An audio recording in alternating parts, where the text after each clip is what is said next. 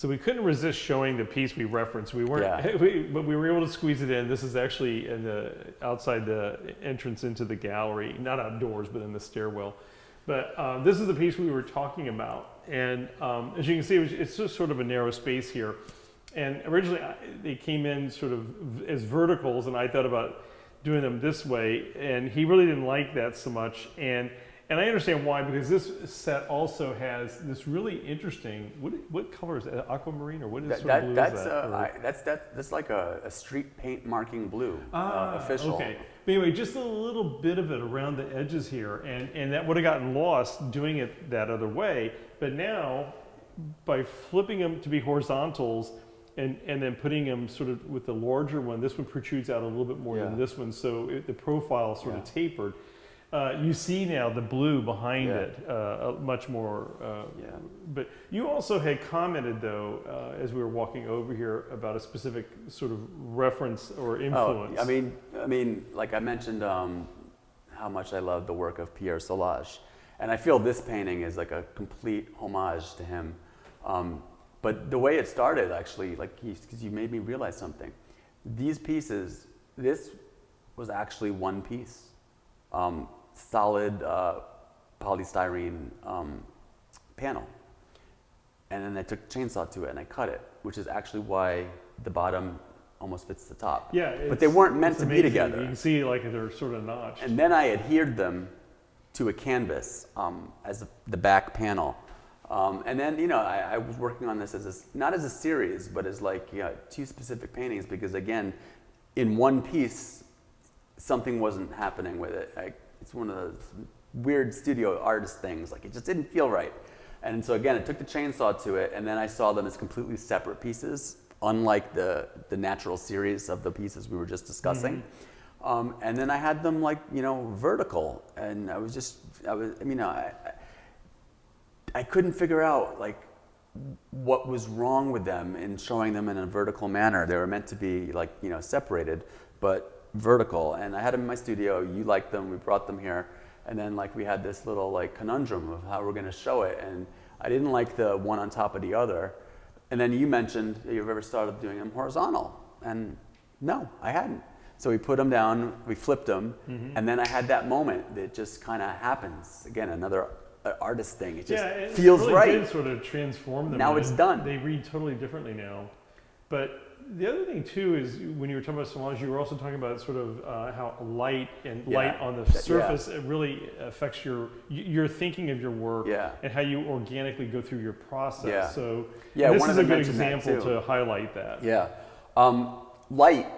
You could say that light is like the most important part of my work. I mean, there's so many other things that we discussed today, but if I was going to distill it down, I would really say that my work is mostly about light.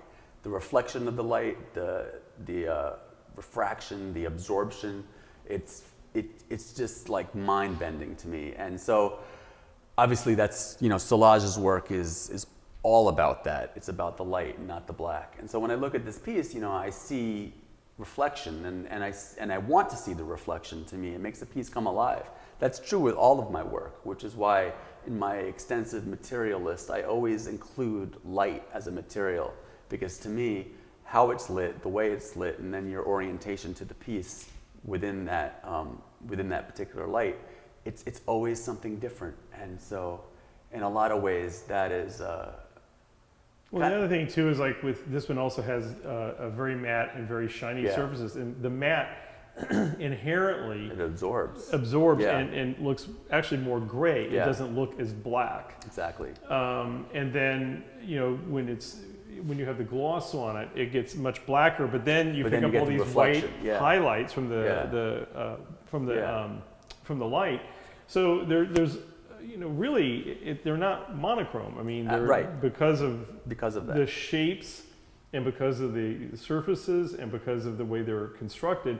There's a lot happening in refraction as well as reflection and absorption. Yeah. So they're completely, each of these passages, these vertical or now horizontal segments reads very differently one to the other. Yeah. And so then they become almost a narrative. Absolutely. Yes. Inherently, even though they're all the same sort of material, construction material, and the same color.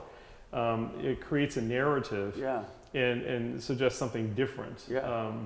But I think, yeah, they're very powerful now back as yeah, I mean, they were together. once together and now they're together again. Yeah. It's just part of the process. And, you know, without having, like I was telling you, I was like struggling with these works in my studio. They were complete, but I couldn't figure out how I wanted to show them. It took months. And then we just came up with the idea the other day, and it's like, it's resolved. So I'm like, another very historic artist we represent, he's sort of funny because this reminds me now. This was a space or an area where we wanted to put a piece, and we, you know, figured out a different orientation, actually worked in the space. And that's sort of the interesting thing. Ole Savonen, he's deceased, but we represent his estate, and Ole, a lot of times you can see where he changed his mind and crossed out the orientation. Love that, yeah. And it was in some of his notes and writings, it's because when he went to the exhibition space, the painting just didn't look right as a vertical. Yeah. So he made it horizontal. Or Yeah. sometimes he had a horizontal, but it was like so long that they had to flip it because the ceilings weren't high enough, and it just, or too high, and it looked silly, so they went ahead and changed it.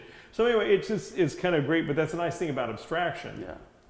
Is because you turn them and twist these things around, and your orientations change as you're working on them, and the final product may be very different than how you started the concept when you started working on it. This is a perfect example of that. So this is a good example, Yeah. and so a lot of it is once it gets out into the world, sometimes there's another transition or change or transformation, until it gets in its final state. Yeah, exactly. But it gets back to what we were talking about earlier. You do them as paintings, but some of them are so object-like that they could actually reside on a shelf or a pedestal as an object and not. Some actually, I've noticed, because I'll put them down on my studio to work on them different angles. Some of them just stand upright and actually would work really well as a floor piece. Yeah, and sometimes there's when you look at it, it's kind of like, wow, I kind of like it like that. Yeah. So that's kind of nice about it. Exactly. But that's the nice thing about your work, is you're not limited or confining yourself to one type of art or format. Yeah. The only thing you try and stick with, it seems like, is the black. Using black and material. Yeah. Using materials to explore sort of form, the interaction between form and black. Yeah. And I like that the materials are pretty, they're construction materials, utilitarian. Like the purpose that they serve here in my work is more conceptual, but really just aesthetically. But they're not being used for what they're intended to be used for technically, historically, as I'm not building a building here, So I like the fact that I'm like kind of taking a material and using it not for its intended purpose, but for its like quality of Good point. That's a very good point. Well, I think this is a great series of videos we've done to sort of chronicle and document sort of this transition now to this phase of your career. So I hope people watch them and enjoy it, and I hope they enjoy the work. But it's been such a pleasure seeing your transition over the last 5 years, and sort of, now we're back in New York, kind of where things are. So I'm glad we reconnected. Yeah, it's very cool. I'm very glad to be part of this company.